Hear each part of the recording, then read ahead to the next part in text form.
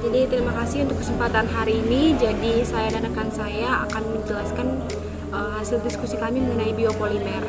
Jadi di sini kami terdiri dari dua orang. Yang pertama ada saya sendiri, Rizal Tania, sebagai presentator pertama, dan Vanessa Leo sebagai presentator kedua. Kita akan langsung masuk ke dalam topik inti kita. Tapi sebelum kita mengenal tentang biopolimer, kita akan mengenal terlebih dahulu dari mana biopolimer itu berasal.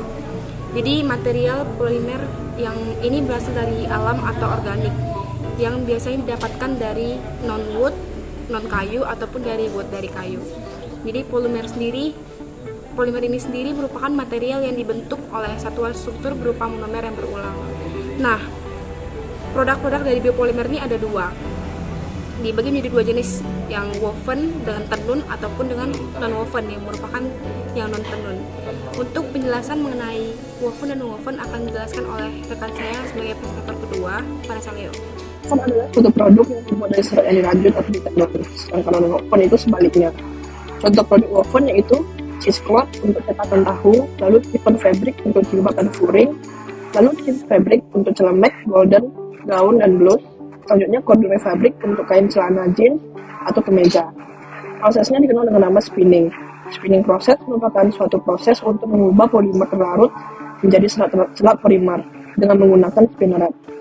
Ada 4 proses spinning, yaitu wet spinning, dry spinning, matte spinning, dan electro spinning.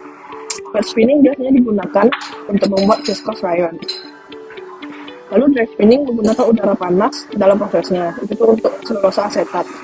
Lalu matte spinning prosesnya untuk mengubah polimer dengan sistem pelelehan. Lalu electro spinning untuk membuat non-fiber. Apa itu non-woven? Non-woven didefinisikan sebagai lembaran atau struktur jaringan yang dirangkai bersama dengan melibatkan serat atau filamen secara mekanis termal atau kimia. Non-woven tidak dibuat dengan ditenun atau dirajut dan tidak perlu mengubah serat menjadi benang. Apa saja jenis kain non-woven? Non-woven dapat digolongkan menurut jenis susunannya. Pertama, non-woven yang dibuat dari lapisan web kain.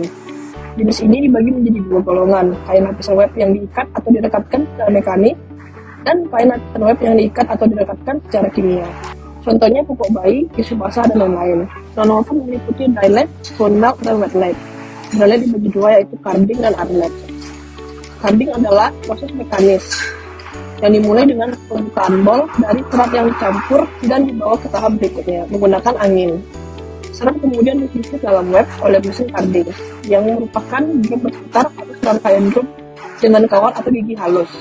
Konfigurasi carding yang tepat akan bergantung pada berat kain dan orientasi serat yang diperlukan. Selanjutnya airlaying, serat yang bisa sangat pendek dimasukkan ke dalam aliran udara dan dari sana ke sabuk yang bergerak atau drum berlubang, di mana mereka membentuk web yang berorientasi secara acak. Airlet umumnya menggunakan panjang serat 0,5 hingga 4,0 inci.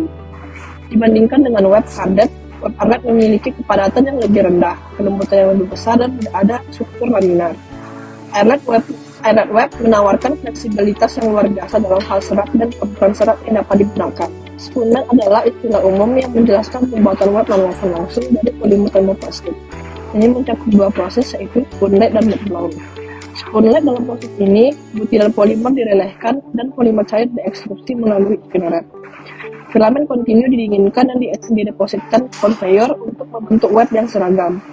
Suhu panas yang masih ada dapat menyebabkan filamen saling melekat satu sama lain, tapi ini tidak dapat dianggap sebagai metode pengikatan utama.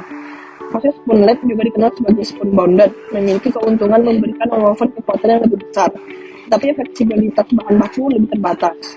Matte blown non-woven dihasilkan dengan ekstrusi serat polimer leleh, lalu cetakan untuk spinneret yang mempunyai lubang hingga 40 per inci untuk membentuk serat yang sangat halus dan panjang, yang ditentangkan dan didinginkan dengan melewatkan udara panas di atas serat saat itu dari cetakan. Wetlet, prinsip wetlaying mirip dengan pembuatan kertas. Perbedaannya terletak pada jumlah serat sintetis yang ada dalam non-woven wetlet. Dissolving pulp dan serat diendapkan pada sabuk berjalan dan ditiriskan membentuk web. Web dikeringkan lebih lanjut, dirapatkan dengan menekan di antara roll dan dikeringkan. Impregnasi dengan pengikat serat sering dimasukkan ke dalam tahapan proses selanjutnya. Metode ini memungkinkan untuk memproses serat pendek dan halus, misalnya microfiber kaca. Ciri khas wetlet adalah orientasi acak serat pada permukaan kain, jangkauan area yang lebih luas dibandingkan dengan teknologi dryland. Oke, jadi teman-teman udah melihat bagaimana apa itu woven, apa itu non woven, dan juga bagaimana produksi woven itu yang ada 3 jenis yang sudah dijelaskan oleh fasilitator saya. Yang kedua Vanessa Lea, rekan saya.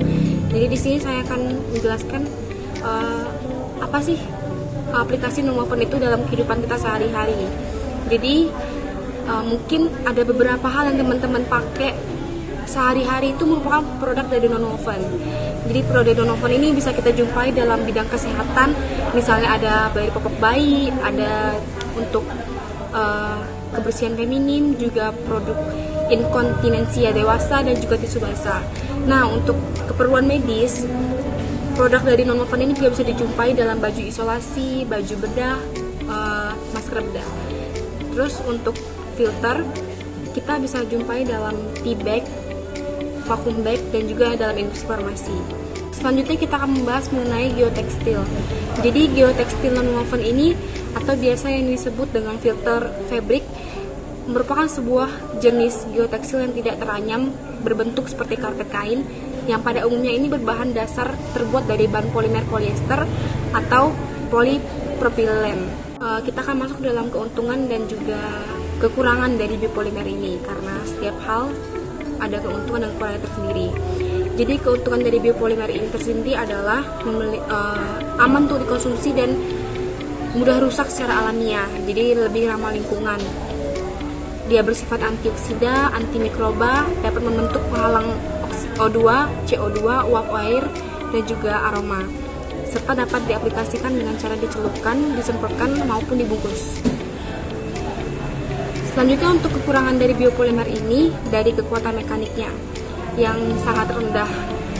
Jadi masih sangat brittle atau getas. Terus masih sangat menyerap air atau hidrofilik, dan juga kekuatan termal yang rendah.